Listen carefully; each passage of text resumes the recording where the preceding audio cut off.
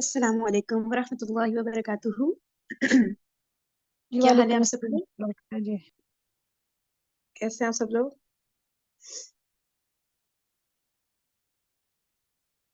الحمد للہ. الحمدللہ. جی اچھا ہم لوگ چلے پہلے اپنا ریکیپ ختم کرتے ہیں تاکہ جو ہمارا خاندانی ہاشمی جو ہمارے ٹاپک چل رہا تھا ریکیپ فنش ہو جائے. پھر ہم لوگ یہ ٹری ڈسکس کرتے ہیں انشاءاللہ. پھر اسٹارٹ کرتے ہیں ریڈنگ. اچھا کل ہم لوگوں نے پڑھا تھا حضرت عبد المطلب کے جو دو اہم واقعات تھے یعنی کہ زمزم کے کنویں والا واقعہ اور فیل کا واقعہ. ٹھیک ہے نا؟ اس کا جلدی سے ریکیپ کر دیتی ہوں. خواب میں حضرت مطلب کو زمزم کے کنویں کی کھدائی کا حکم دیا گیا. ٹھیک ہے اللہ تعالیٰ کی طرف سے. تو پھر جو ہے اس کے لیے حضرت عبد المطلب نکل پڑے.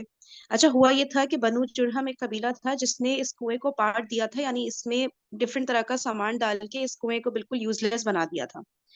اچھا تو پھر حضرت عبد المطلب نے جب کھدائی شروع کی تو اکیلے شروع کی. پھر اس کے بعد جو ہے کنواں جب نمودار ہونے لگا یعنی کہ نظر آنے لگا کہ بھئی یہ تو واقعی میں ایک کنواں ہے تو پھر قریش نے بھی چاہا کہ بھئی ہمیں بھی اس کھدائی میں حصہ دیا جائے. لیکن پھر اللہ تعالیٰ نے کچھ اپنی ایسی نشانیاں دکھائیں کہ پھر قریش پیچھے ہٹ گئے اور انہیں سمجھ آ گیا کہ نہیں یہ صرف حضرت عبد المطلب کے لیے حکم آیا اللہ تعالیٰ کی طرف سے اور ان کو ہی پھر کرنے دیا اکیلے.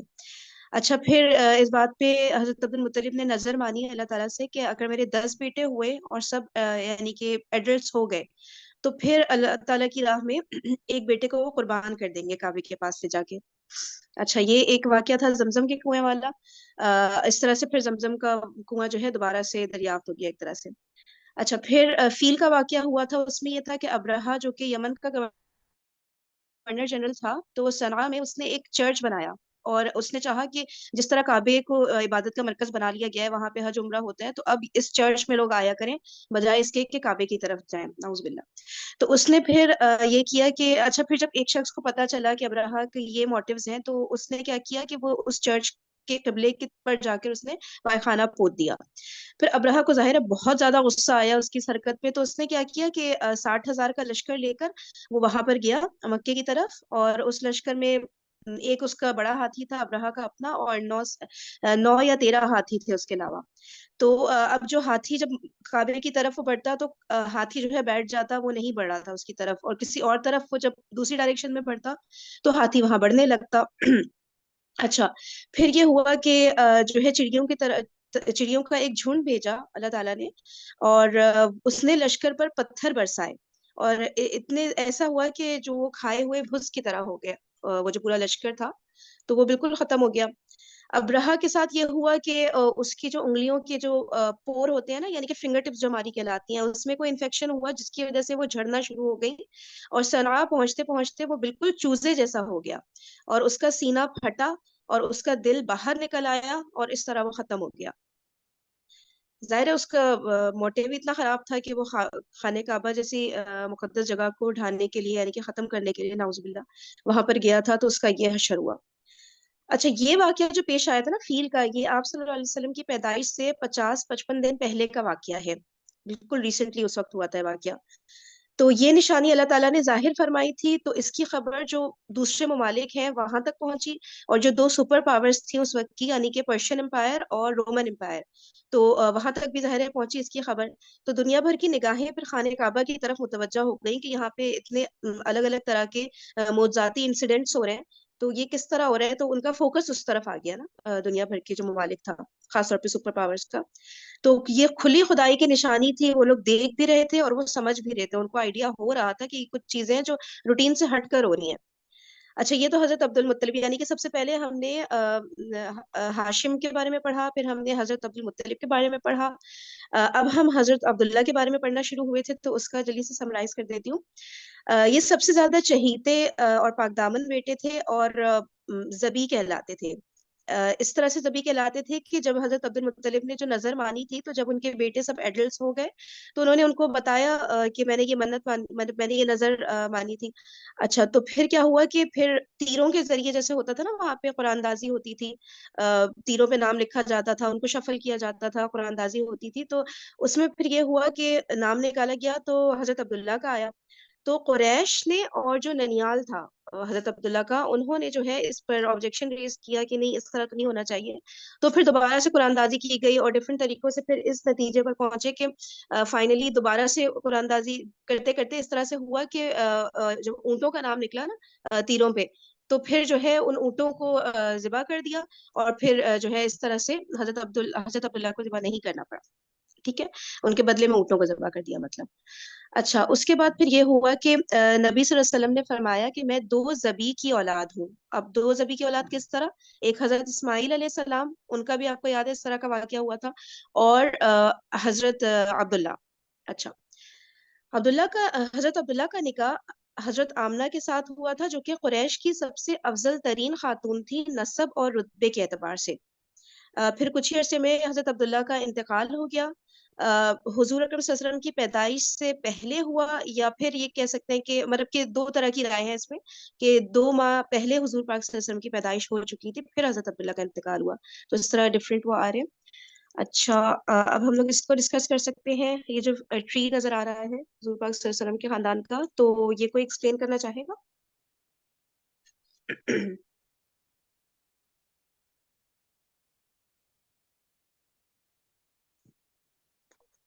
جی مجھے آواز نہیں آ رہی ہے میرے خیال سے. جی میں اس کو ایکسپلین کر دیتی ہوں. دیکھیں، یہ فیملی ٹری شروع کہاں سے ہو رہا ہے؟ حضرت ابراہیم علیہ السلام سے.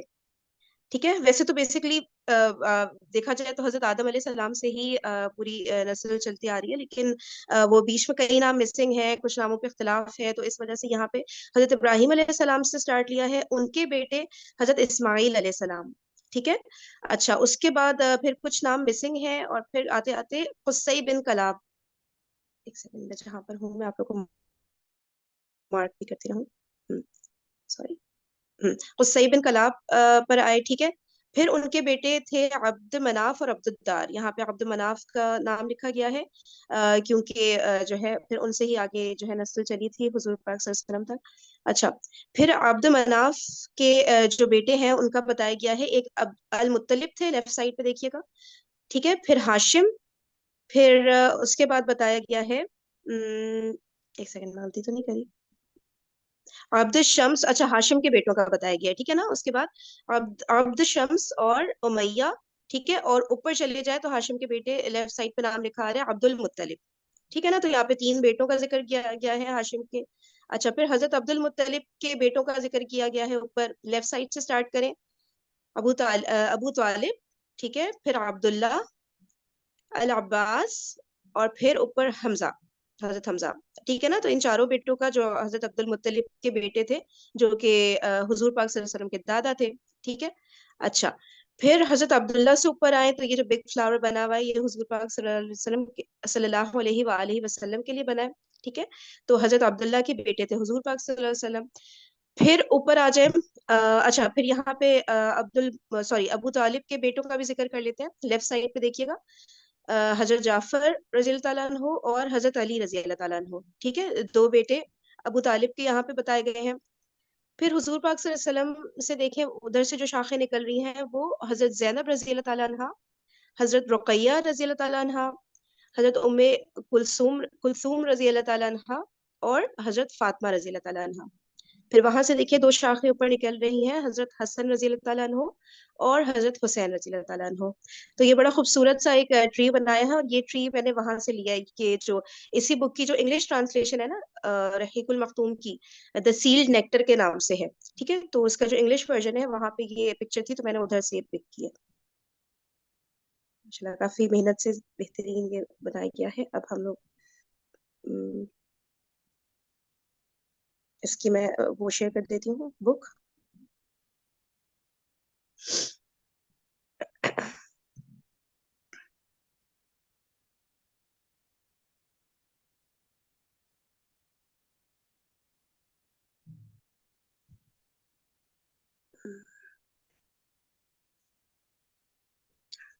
نبوت ہم نے الحمدللہ پڑھ لیا.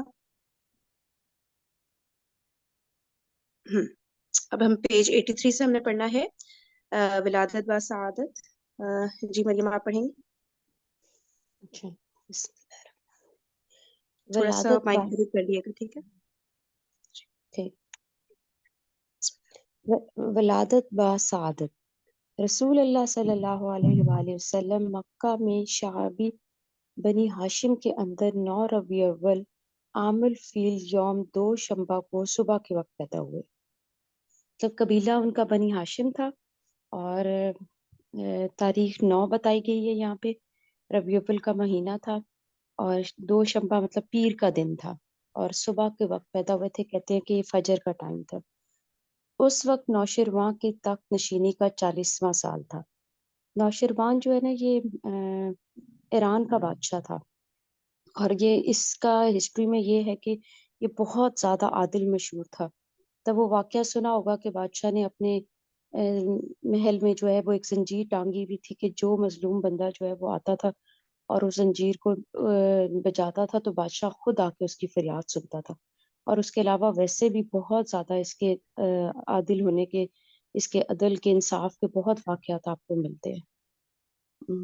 آگے ہے اور 20 یا 22 اپریل 571 عیسوی کی تاریخ تھی.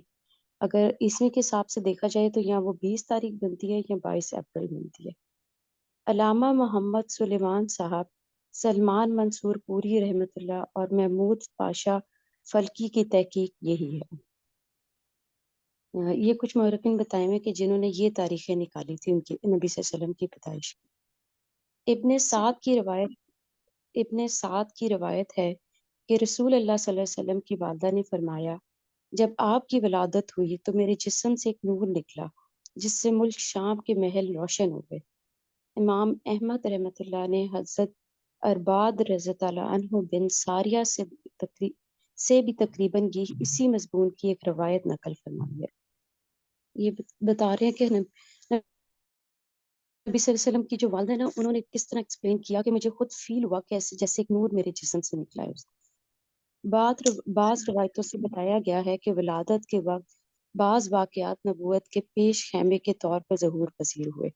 تو جس وقت نبی صلی اللہ علیہ وسلم کی ولادت ہوئی تھی اس ٹائم دنیا میں کچھ ایسے واقعات ہوئے تھے کہ جس سے ایک نشانی مل رہی تھی کہ شاید کہ یہ یقیناً یہ کوئی نبوت جو ہے نا اس کی آمد ہے. یعنی ایوان کسرا کے 14 کنگورے گر گئے. ایوان کسرا جو ہے نا یہ کسرا جو ہوتا ہے نا یہ ایران کے بادشاہ کا لقب ہے. تو اس ٹائم کا جو بھی بادشاہ ہوگا نا وہ کسرا ہی کہلائے گا. تو بتا رہے ہیں کہ اس کے محل کے جو کنگورے کہتے ہیں یہ جو مینار ٹائپ ہوتے ہیں.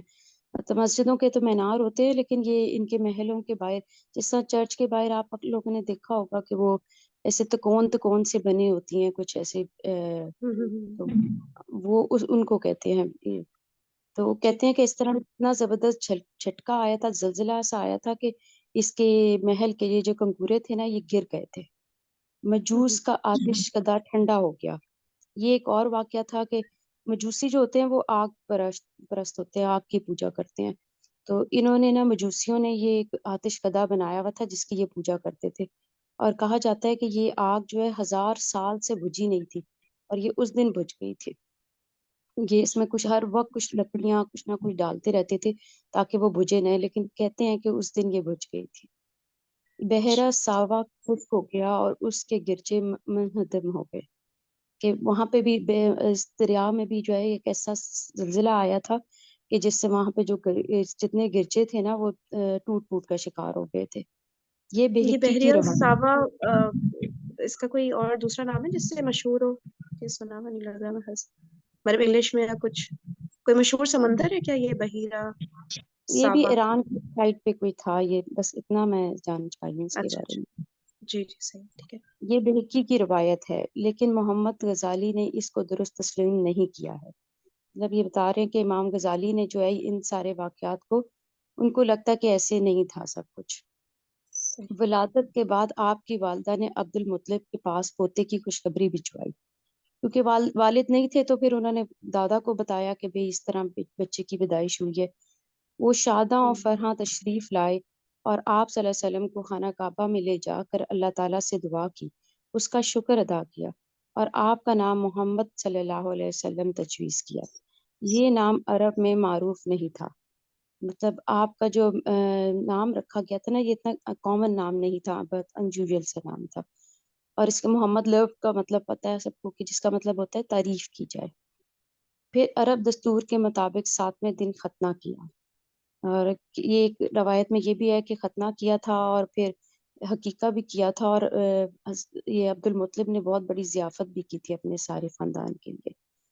اچھا، یہ ختنہ کے لیے نیچے ایک حاشیہ میں دیا ہوا ہے ہوں کہ ہوں اس میں جو ہے نا تھوڑا سے دوسری رائے بھی ہے کہ یہ ایک قول یہ بھی ہے کہ آپ کے ختنے کیے ہوئے پیدا ہوئے تھے، لیکن ابن قیم کہتے ہیں کہ اس کے بارے میں کوئی ثابت حدیث نہیں دیکھی نہیں، مطلب ایک کچھ یہ صحیح، بھی کہتے ہیں کہ ایسا نہیں تھا کہ ہوئے ہوئے تھے پہلے سے۔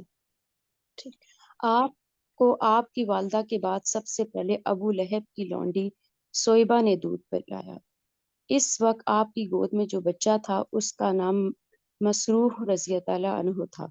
سویبہ رضی اللہ عنہ نے آپ صلی اللہ علیہ وسلم سے پہلے حضرت حمزہ بن عبد المطلب کو اور آپ صلی اللہ علیہ وسلم کے بعد ابو سلمہ رضی اللہ عنہ بن عبد الاسد مخزومی کو بھی دودھ پلایا تھا۔ اب یہ وہ نبی صلی اللہ علیہ وسلم سے کی سب سے پہلی جو لونڈی تھی نا وہ ابو لہب کی لونڈی تھی، اور اس سویبہ نے جو ہے وہ حضرت حمزہ رضی اللہ عنہ کو بھی دودھ پلایا ہوا ہے، اور آپ کے بعد ابو سلمہ کو بھی۔ تو مطلب اس طرح نبی صلی اللہ علیہ وسلم جو ہے ان دونوں کے جو ہے نا دودھ شریک بھائی تھے، کہ یہ ایک صحیح، ہے کہ جو بھی اگر دائی کسی بھی دو ماں کے بچوں کو دودھ پلا دے گی مختلف ماؤں کے، تو وہ دونوں آپس میں رضائی بھائی بن جاتے ہیں، بھائی بہن بن جاتے ہیں۔ اور اگر وہ اور لڑکی ہوگی اور ایک لڑکا ہوگا تو ان رضائی بہن بھائی ہونے کی وجہ سے ان کی آپس میں شادی بھی نہیں ہو سکتی، وہ بہن بھائی کا رشتہ بن جاتا ہے۔ جب بنی سعد میں عرب کے شہری باشندوں کا دستور تھا کہ وہ اپنے بچوں کو شہری امراض سے دور رکھنے کے لیے دودھ پلانے والی بدو عورتوں کے حوالے کر دیا کرتے تھے، تاکہ ان کے جسم طاقتور اور اعصاب مضبوط ہوں اور وہ اپنے گہوارہ ہی سے خالص اور ٹھوس زبان سیکھیں۔ تو یہ وہاں کا ٹریڈیشن تھا کہ جب بچہ پیدا ہونا تو پھر اس کی تھوڑی دیر بعد جو ہے وہ دودھ پلانے والی جو ہے وہ عورتیں ڈھونڈتے تھے، اور ایسی جو ارد گرد کے گاؤں سے آتی تھی، اور تاکہ بچے جو ہے وہ ذرا کھلی آب و ہوا میں پلیں گے تو وہ طاقتور ہوں گے، مضبوط ہوں گے۔ اور دوسرا ایک مقصد یہ بھی ہوتا تھا کہ گہوارہ ہوتا ہے مطلب جھولے سے جو ہوتا ہے، جھولا ہوتا ہے گہوارے کو اس کو کہتے ہیں، کہ بہت چھوٹی عمر سے جب وہ بولنا ہی شروع کریں گے نا تو وہ ان کی زبان جو ہے وہ ٹھیک ہو۔ اس طرح ہمارے بھی ادھر ہوتا ہے کہ جیسا میں پنجابی ہوں تو ہماری پنجابی زبان ویسے اچھی نہیں ہے، جو اگر میرے والدین گاؤں سے ہیں تو ان کی زبان زیادہ اچھی ہوتی ہے، اس لیے کہ وہ اردو انگلش پنجابی مکس نہیں بولتے، وہ ایک ہی زبان بولتے ہیں، اور ان کو اس پنجابی زبان کا مطلب ہر لفظ پتہ ہوتا ہے کہ اس کا کیا مطلب ہے، یہ کیسے بولنی ہے، ان کا تلفظ صحیح پنجابی والا ہوتا ہے۔ تو یہ ادھر خالصتاً بھی وہ یہ زبان پھر وہی ہوتی ہے نا ہوتی مسٹر تھی، ہاں، صحیح اور ان کا تلفظ بھی بڑا اچھا ہوتا ہے۔ تو ہماری تو ذرا ٹوٹی پوٹی یا مکس ہو جاتی ہے ساری زبانوں میں، تو اس ہوں لیے وہاں پہ جو ہے وہ بھی یہی تھا کہ عربی وہاں سے سیکھیں گے انہی لوگوں سے، تو ان کی ایک اچھی عربی زبان بنے گی۔ ہوں اسی دستور کے مطابق عبد المطلب نے دودھ پلانے والی دائیا تلاش کی اور نبی صلی اللہ علیہ وسلم کو حضرت حلیمہ رضی اللہ بنت علی زویب کے حوالے کیا۔ یہ قبیلہ بنی سعد بن بکر کی ایک خاتون تھی، ان کے شوہر کا نام حارث بن عبد العزا اور کنیت ابو کبشہ تھی، اور وہ بھی قبیلہ بنی سعد سے ہی تعلق رکھتے تھے۔ تب ان دونوں کی تھوڑی سی بتا دی ہے کہ یہ پیچھے سے دونوں میاں بیوی جو ہیں وہ بنی سعد کے قبیلے سے تعلق رکھتے تھے۔ صحیح حارث کی اولاد کے نام یہ ہیں جو رضاعت کے تعلق سے نبی صلی اللہ علیہ وسلم کے بھائی بہن تھے: عبداللہ، انیسہ، حذافہ یا جزامہ۔ انہی کا لقب شیمہ تھا اور اسی نام سے وہ مشہور ہوئیں۔ یہ رسول اللہ صلی اللہ علیہ وسلم کو گود کھلایا کرتی تھی، تب یہ ان کی وہ بڑی بچی ہوں گی جو ان کو اپنی گود میں بھی رکھا کرتی تھی۔ ان کے علاوہ ابو سفیان بن حارث بن عبد المطلب جو رسول اللہ صلی اللہ علیہ وسلم کے چچیرے بھائی تھے، وہ بھی حضرت حلیمہ رضی اللہ عنہا کے واسطے سے آپ کے رضائی بھائی تھے۔ مطلب ان کے نبی صلی اللہ علیہ وسلم کے جو ایک کزن تھے، انہوں نے بھی حضرت حلیمہ رضی اللہ عنہ سے دودھ پیا تھا۔ آپ صلی اللہ علیہ وسلم کے چچا حضرت حمزہ رضی اللہ عنہ بن عبد المطلب بھی دودھ پلانے کے لیے بنو سعد کی ایک عورت کے حوالے کیے گئے تھے۔ اس عورت نے بھی ایک دن جب نبی صلی اللہ علیہ وسلم حضرت حلیمہ رضی اللہ عنہ کے پاس تھے، آپ کو دودھ پلایا۔ تو حضرت حمزہ کو جس عورت نے دودھ پلایا تھا اس نے ایک دن نبی صلی اللہ علیہ وسلم کو بھی دودھ پلا دیا تھا۔ اس طرح آپ اور حضرت حمزہ دوہرے رضائی بھائی ہو گئے، ایک صویبہ رضی اللہ عنہ کے تعلق سے اور دوسرا بنو سعد کی اس عورت کے تعلق سے۔ مطلب حضرت حمزہ نے اور نبی صلی اللہ علیہ وسلم نے دو عورتیں تھیں جن سے دودھ پیا ہوا تھا، تو اس لیے دو طرف سے جو ہے یہ رضائی بھائی ہو گئے تھے۔ رضاعت کے دوران حضرت حلیمہ رضی اللہ عنہ نے نبی صلی اللہ علیہ وسلم کی برکت کے ایسے ایسے مناظر دیکھے کہ سراپا حیرت ہو گئی۔ اب نبی صلی اللہ علیہ وسلم جب ان کے پاس پل رہے تھے تو بہت سے ایسے واقعات ہوئے تھے جس کی وجہ سے ان کو لگ رہا تھا کہ ان میں کچھ خاص بات ہے۔ تفصیلات انہی کی زبانی سنیں، مطلب وہ خود بتا رہی ہیں سب کچھ۔ ابن اسحاق کہتے ہیں کہ حضرت حلیمہ رضی اللہ بیان کیا کرتی تھی کہ وہ اپنے شوہر کے ساتھ ایک چھوٹا سا دودھ پیتا بچہ لے کر بنی سعد کی کچھ عورتوں کے قافلے میں اپنے شہر سے باہر دودھ پلانے والے بچوں کی تلاش میں نکلی۔ اب ان میں وہ پھر سارا قافلہ میں جتنی عورتیں ہوتی تھیں نا جو دودھ پلا سکتی تھیں وہ پھر بچہ لینے کے لیے کٹھی جایا کرتی تھی، کیونکہ یہ ان کا سورس آف انکم بھی ہوتا تھا کہ جو عورتیں اپنے بچوں کو دودھ پلا رہی ہیں وہ ایک اور بچہ لے لیتی تھی، تو اس طرح ان کو ان کی انکم میں اضافہ بھی ہوتا تھا۔ یہ قحط سالی کے دن تھے، مطلب وہ اس سال جو ہے وہ ان کے علاقے میں بہت قحط پڑا ہوا تھا اور قحط نے کچھ باقی نہ چھوڑا تھا، تو اتنا شدید قحط تھا کہ وہ بہت مشکل میں تھے۔ وہ بتا رہی ہیں کہ میں اپنی ایک سفید گدی پر سوار تھی اور ہمارے پاس ایک اونٹنی بھی تھی، لیکن باخدا اس سے ایک قطرہ دودھ نہ نکلتا تھا۔ ادھر بھوک سے بچہ اس قدر بلکتا تھا کہ ہم رات بھر سو نہیں سکتے تھے۔ یہ اپنے بچے کا بتا رہی ہیں کہ مطلب دودھ ہی نہیں ہوتا تھا ان کا، اس لیے کہ کیونکہ قحط تھا، وہ خود بھوکی رہتی تھیں، تو بچے کو ان کو خود بھی دودھ پلانے کے لیے نہیں ہوتا تھا، اور نہ میرے سینے میں بچے کے لیے کچھ تھا۔ پڑھوں آگے کے بس؟ جی ام حمزہ آپ پڑھ لیں گے آگے؟ چل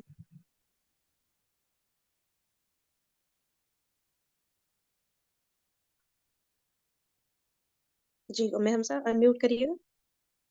ہاں جی، بسم اللہ الرحمن الرحیم، میں نے شروع کر دیا تھا۔ ٹھیک ہے۔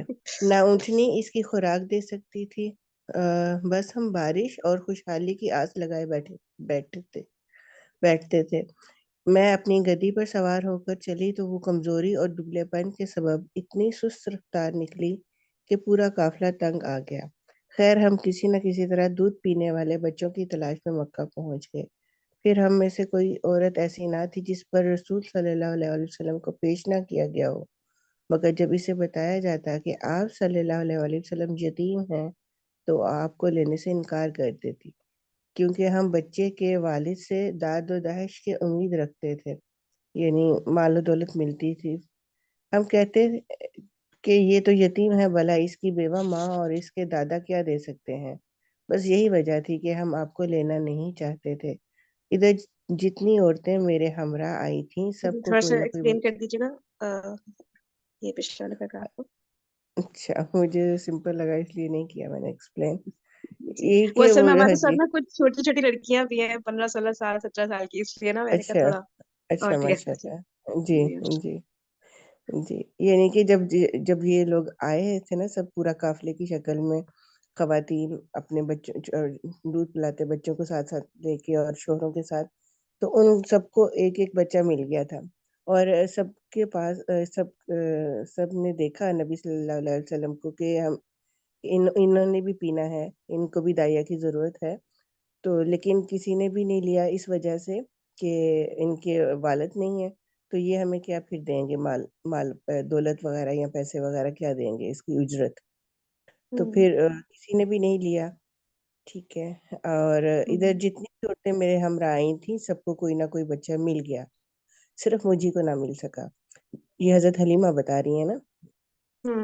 جب واپسی کی باری آئی تو میں نے اپنے شوہر سے کہا، خدا کی قسم مجھے اچھا نہیں لگتا کہ میری ساری سہیلیاں تو بچے لے لے کر جائیں اور تنہا میں کوئی بچہ لیے بغیر واپس جاؤں، میں جا کر اسی یتیم بچے کو لے لیتی ہوں۔ شوہر نے کہا، کوئی حرج نہیں، ممکن ہے کہ اللہ تعالیٰ اسی میں ہمارے لیے برکت رکھے، اس کے بعد میں نے بچہ لے لیا اور محض اس بنا پر لے لیا کہ مجھے کوئی بچہ نہیں مل سکا تھا. ٹھیک ہے کہ وہ یہ اتنی کمزور تھیں اور سے ان کی اپنی صحت بھی اتنی یعنی دبلی پتلی اور دودھ بھی نہیں تھا, تو اس وجہ سے ان کو بھی کوئی بچہ نہیں ملا تھا. باقیوں کو تو اچھا بچے مل گئے, ان کو بھی نہیں ملا تھا. حضرت ہوں حلیمہ کہتی ہیں پھر انہوں نے یہی اسی میں خیر سمجھی کہ پھر اب کچھ ہی نہیں ملا تو میں پھر اسی یتیم بچے کو لے لیتی ہوں. اپنے شوہر سے اجازت لے لی انہوں نے پھر. تو حضرت حلیمہ کہتی ہیں کہ جب میں اس بچے کو لے کر اپنے ڈیرے پر واپس آئی اور اسے اپنی آغوش یعنی گود میں رکھا, تو اس نے جس قدر چاہا دونوں سینے دودھ کے ساتھ اس پر امڑ آئے. اللہ کی طرف سے, اللہ تعالیٰ کی طرف سے اتنا زیادہ ان کو دودھ اللہ تعالیٰ نے دے دیا کہ اس بچے نے بھی شکم سیر ہو کر پیا, یعنی پیٹ بھر کے پیا. اور اس کے ساتھ اس کے بھائی جو حضرت حلیمہ کا جو اپنا بچہ تھا, اس نے بھی شکم پیٹ بھر کر دونوں دودھ پیا اور پھر وہ سو گئے. ٹھیک ہے, جو اپنا بچہ جس کو دودھ پلا رہی تھی چھوٹا بچہ, اس نے بھی دودھ پیا اور نبی صلی اللہ علیہ وسلم نے بھی.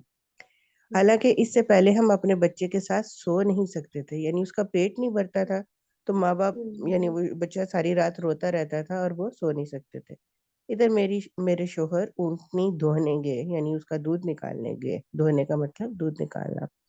تو دیکھا کہ اس کا تھن دودھ سے لبریز تھا. انہوں نے اتنا دودھ دوہا کہ ہم دونوں نے نہایت آسودہ ہو کر پیا, یعنی ماں باپ یعنی حضرت حلیمہ اور ان کے شوہر نے بھی خوب دودھ پیا. پہلی دفعہ اتنا زیادہ اللہ نے دیا ان کو, اور بڑے آرام سے رات گزاری.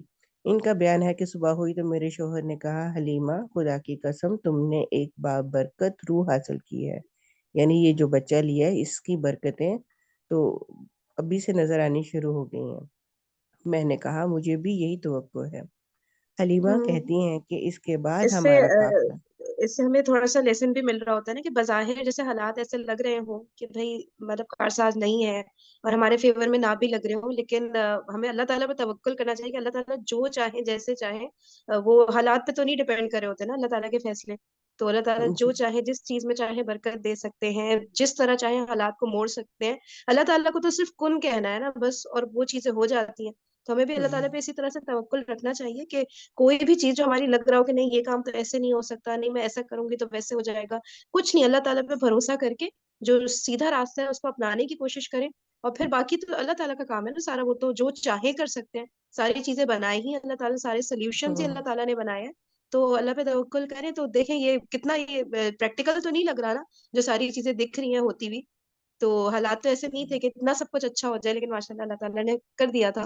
تو ہم سب کو چاہیے اللہ تعالیٰ پہ توکل رکھیں. اکثر ہم کہتے ہیں نا کہ ہمارے حصے میں یہی چیز رہ گئی ہے. اب اللہ کی طرف سے جو حصے میں ملا اس پر انہوں نے صبر بھی کیا اور شکر بھی کیا, تو پھر اس پہ اللہ تعالیٰ نے اس میں کتنی برکت ڈالی. باقی وہ تو نبی صلی اللہ علیہ وسلم کی جو برکت تھی وہ تو اپنی جگہ ہے نا, تو ان کا اپنا رویہ بھی ساتھ ساتھ ہمیں نظر آ رہا ہے. حلیمہ کہتی ہیں کہ اس کے بعد ہمارا قافلہ روانہ ہوا. میں نے اپنی خستہ حال گدی پر سوار ہوئی اور اس کے بچے کو بھی اپنے ساتھ لیا, اپنے بچے اور اس بچے کو بھی اپنے ساتھ اس لیا, بچے یعنی ہاں نبی صلی اللہ علیہ وسلم کو. لیکن اب وہی گدی خدا کی قسم پورے قافلے کو کاٹ کر اس طرح آگے نکل گئی کہ کوئی گدھا بھی اس کا ساتھ نہ پکڑ سکا. ٹھیک ہے, یعنی گدھے تو مضبوط ہوتے ہیں نا گدی سے, لیکن پھر بھی گدی اتنا آگے پہنچ گئی. یہاں تک کہ میری سہیلیاں مجھ سے کہنے لگیں, او ابو زویب کی بیٹی, ارے یہ کیا, ذرا ہم پر مہربانی کر, آخر یہ تیری وہی گدی تو ہے جس پر تو سوار ہو کے آئی تھی. یعنی اس وقت تو وہ یہ بالکل بھی چل نہیں پا رہی تھی, تو سب سے پیچھے رہتی تھی اور ہم بار بار ہمیں رکنا پڑ رہا تھا تمہارے لیے. تو اب کیا معاملہ ہوا کہ تو سب سے آگے گزر گئی؟ میں کہتی ہاں ہاں ہاں خدا یہ وہی ہے.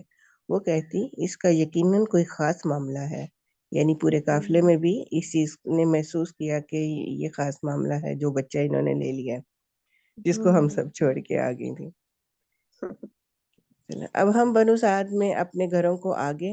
مجھے نہیں معلوم نہیں کہ اللہ کی روئے زمین یعنی اللہ کی پوری زمین پر کوئی خطہ ہمارے علاقے سے زیادہ قحط زدہ تھا, یعنی قحط زدہ یعنی جس پر کوئی چارہ نہیں اگتا تھا, اور وہ اس قحط کی وجہ سے وہ جانور بھی نہیں صحیح طرح کھا سکتے تھے, اور ان لوگوں کو وہاں کے رہنے والوں کو بھی کچھ کھانے پینے کو بہت کم ملتا تھا, یعنی کہ خوراک پوری نہ ہونا, قحط زدہ ہونے کا مطلب یہ.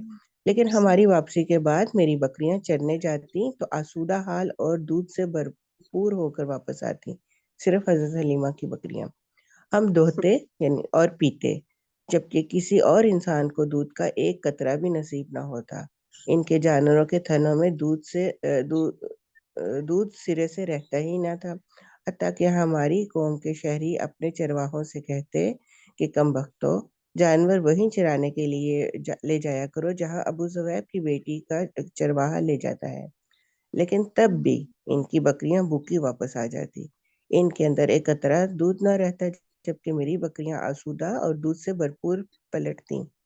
اس طرح ہم اللہ کی طرف سے مسلسل اضافے اور خیر کا مشاہدہ کرتے رہے، یہاں تک کہ اس بچے کے 2 سال پورے ہو گئے اور میں نے دودھ چھڑا دیا۔ یہ بچہ دوسرے بچوں کے مقابلے میں اس طرح بڑھ رہا تھا کہ 2 سال پورے ہوتے ہوتے وہ کڑا اور گٹیلا ہو چلا، یعنی اس سے اچھا خاصا صحت مند اور نظر آتا دوسرے بچوں کی نسبت۔ اس کے بعد ہم اس بچے کو اس کی والدہ کے پاس لے گئے، لیکن ہم اس کی جو برکت دیکھتے آئے تھے، اس کی وجہ سے ہماری انتہائی خواہش یہی تھی کہ وہ ہمارے پاس رہے۔ چنانچہ ہم نے اس کی ماں سے گفتگو کی۔ میں نے کہا کیوں نہ آپ اپنے بچے کو میرے پاس ہی رہنے دیں کہ ذرا مضبوط ہو جائے، کیونکہ مجھے اس کے متعلق مکہ کی وبا کا خطرہ ہے۔ غرض ہمارے مسلسل اصرار پر انہوں نے بچہ ہمیں واپس دے دیا۔ اس میں کچھ ماشاء آپ نے کہنا چاہیں گی؟ اللہ۔ جی جی، اس کچھ میں بھی تو نہیں بہت ہے؟ سے ہاں جی جی مطلب وہ جی دوبارہ سے گئی تھی حضرت آمنہ رضی اللہ تعالیٰ عنہ کے پاس، اینڈ میں یہی بتایا نا؟ جی جی جی جی بچے کی ہوں والدہ کے پاس، اور ان کو ہاں ریکویسٹ کی تک کہ یہ بچہ ہمارے پاس ہی رہنے دیں۔ اور شہروں میں ہوں جیسے مختلف بیماریاں وغیرہ ہوتی ہیں، وبا پھیلتی ہے، انفیکشن ڈیزیزز، تو اس کی وجہ سے اس کو ابھی چھوٹا ہے تو یہ بیمار نہ ہو جائے، اس لیے یعنی تو انہوں نے پھر ہیلو منظور السلام کر دیا علیکم۔ تھا۔ جی وعلیکم وعلیکم السلام۔ السلام۔ سوری، میں اوپر ریکارڈنگ لکھا آ رہا تھا تو میں سمجھی شاید ریکارڈنگ چل رہی ہے، میں کہا چلیے میں دیکھوں کہ آپ لوگ ہیں۔ جی جی، ریکارڈ، یہ سیشن ریکارڈ ہو رہا ہے اصل میں ہمارا، اچھا اچھا لائیو سوری، ہو رہا ہے لیکن ریکارڈ ہو رہا ہے، وہ لائیو رہا ہے۔ اچھا، آپ چلیے سمجھ رہے ہوں گے کوئی چلیے۔ ریکارڈڈ لیسن چل رہا ہے شاید۔ ہاں ایکچولی میرے لیے یہ ٹائم نا ہو نہیں پاتا کہ میں اٹینڈ کروں کلاس، کیونکہ میری نماز کچھ نا شروع سے بہت لمبی اور آخر تک جاتی ہے، اذکار وغیرہ، تو میں بس تھوڑا سا ہی آپ لوگوں کو سن پاتی ہوں، پھر ریکارڈنگ سنتی ہوں آپ لوگوں کی۔ چلیں اچھا آپ لوگ چلیں اپنا گے۔ کام جاری رکھیں، اللہ کا کام کر رہی ہیں، میں نے آپ لوگوں کو بیچ میں مخل کیا آپ لوگوں کے۔ نہیں نہیں، آپ چیک کر رہی تھی لائیو ہو رہا ہے کہ نہیں، سلام کر رہی۔ چلے چل صحیح، اوکے۔ اچھا جی شبنم، آپ ہمارے ساتھ ہیں؟ اچھا، اس میں فرین وہ جی ایک روایت ہے کہ یہ جب واپس لے کر گئی تھی تو وہاں پہ وبا پھیلی ہوئی تھی ایک، جس سے حضرت آمنہ نے ڈر کے جو ہے واپس دے دیا تھا بچہ ان کو کہ وہ اچھا، بچ جائیں۔ اور اب وبا سے اچھا ہم سے زیادہ کون سمجھ سکتا ہے کرونا کی وبا دیکھنے کے بعد کہ انسان نہیں، کتنا اس ڈر میں جاتا ہے لکھا بھی واقعی تھا میں۔ نا کہ مکے ہوں؟ کی وبا کا خطرہ ہے، میں کہہ رہی اس میں لکھا بھی ہوا ہے نا کہ کیونکہ مجھے اس کے متعلق مکے کی وبا کا خطرہ ہے، مطلب وہاں پہ ایک اچھا وبا اچھا، اس ٹائم پہ پھیلی ہوئی تھی جب وہ لے کر گئے تھے، لے کر او گئی تھی صحیح صحیح حلیمہ، صحیح۔ تو پھر وہ جی جی آمنہ نے ویسی ان کی والدہ نے جو ہے ویسی ان کو دے دیا تھا کہ چلے اس طرح یہ بچ بھی جائیں گے۔ صحیح صحیح صحیح، جزاک اللہ جزاک اللہ۔ اچھا، یہ وبا کا وہ ذہن نیچے سے نکل لکھا ہے نا کہ یہ تیسرا سال تھا، نیچے لکھا ہوا ہے حاشیے میں کہ وہ پھر 2 سال گیا۔ کے اچھا، بعد دودھ چھوڑا دیتے نا، تو پھر وہ 1 سال اور رہے ہوں، تھے۔ اچھا تیسرا سال تک، ٹھیک ہے ٹھیک ہے۔ اچھا شبنم، ابھی تقریباً 3 منٹ ہی بچے ہیں صرف، ٹھیک ہے؟ تو اس حساب سے پھر آپ شروع کر دیجیے، کل تو آپ نے ہم سب کو رلا ہی دیا تھا۔ ہاں چلیے 3 منٹس میں کوشش کریے گا ریپ اپ ہو جائے، ٹھیک ہے؟ چلیں 5:39 انشاءاللہ۔ تک۔ جزاک اللہ۔ چلیں اب دوشی پڑھ لینا پھر کرتے ہیں دعا۔ بسم الله. اللهم صل على محمد وعلى ال محمد كما صليت على ابراهيم وعلى ال ابراهيم انك حميد مجيد. اللهم بارك على محمد وعلى ال محمد كما باركت على ابراهيم وعلى ال ابراهيم انك حميد مجيد. اللہ یا ذوالجلال والاکرام، اے رحمان اے رحیم اے کریم اے رؤوف الرحیم اے غفور الرحیم اے اس پوری کائنات کے خالق و مالک ہے، ہر چیز پہ قادر، میرے پاک مہربان رب، اے اللہ بے شک زندگی موت، عزت ذلت، بیماری شفا، امیری غریبی کامیابی ناکامی سب تیرے بس میں، تو ہر چیز پہ قادر ہے، تو جو چاہے کر سکتا ہے۔ اے اللہ ہم سب مسلمانوں کی یہ جو کوشش ہے اس کو قبول عطا فرما، اے اللہ ہم سب مسلمانوں کو سے انجانے میں یا جانتے بوجھتے کسی جگہ بھی ہم سے کوئی بھی غلطی یا خطا ہوگی ہو تو اس کو اپنے فضل سے معاف فرما۔ اے اللہ ہم سب مسلمانوں کے حال پہ رحم کر کے، بے شک تو بڑا رحمان رحیم رحم کرنے والا ہے۔